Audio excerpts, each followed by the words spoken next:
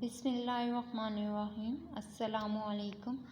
دی educators Taxila campus میں خوش آمدید۔ جماعت دوم، آج ہم سبق حضرت محمد صلی اللہ علیہ وآلہ وسلم اللہ تعالیٰ کے آخری رسول کی ورک شیٹ نمبر 1 کریں گے۔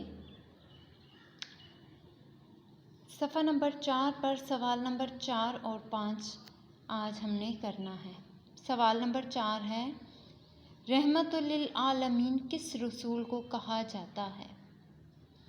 جواب ہے، حضرت محمد صلی اللہ علیہ وآلہ وسلم کو کہا جاتا ہے۔ سوال نمبر 5 ہے، حضرت محمد صلی اللہ علیہ وآلہ وسلم کی تعلیمات کس کے لیے ہیں؟